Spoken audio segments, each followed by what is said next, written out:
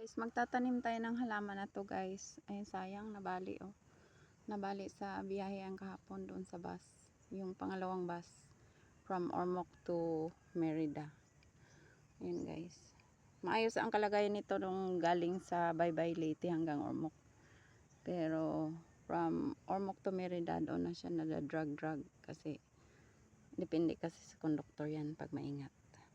So, by the way guys, itong halaman na to, nakalimutan ko yung pangalan. Kahapon ko lang siya binili sa Visca Baybay Leyte. So, ang sabi nung seller doon sa Visca, sabi niya, ginagawa daw tong jam or jelly.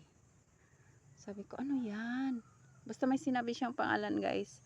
Sabi niya, inistudyohan na daw to doon sa Visca. Nagagawa talaga siyang jam or jelly. So, dahil edible siya, so itanim natin for a better future. Diba guys?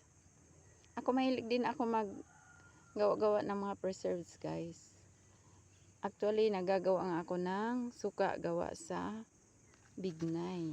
Yung bignay na Tagalog. Hindi yung bignay na Bisaya. Yung bignay sa Manila. Kasi malalaki ang bignay doon.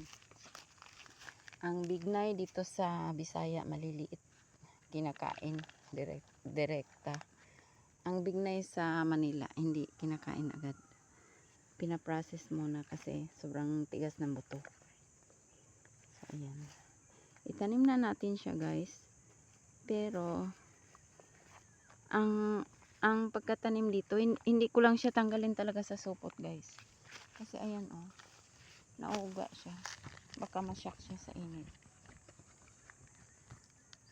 So, ano na lang, tabunan. Yan. The best sana magtanim, yung tatanggalan mo siya ng plastic. Pero dahil sa lawak ng area at saka mahina ang tubig dito, hindi ko siya bibiglain sa init. Kasi pag nauga yung ugat, yun ang delikado. So, takpan na lang siya. Ganyan lang. Nagdagan ko pa yan ng soil guys.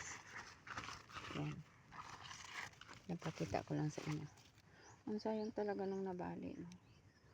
Pero ay hindi naman buhay yung nabali. Pero yung natirang puno mabubuhay. Ito daw guys, ang bulaklak na pula. Yan daw ang ginagawang jam.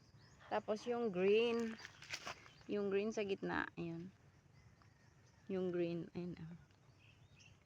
Kita nyo ba guys? Yung green yan daw ang seeds. Yan. Yan daw ang seeds, yung green. Yan ang mag-scatter dyan. Tapos magiging ganito na rin.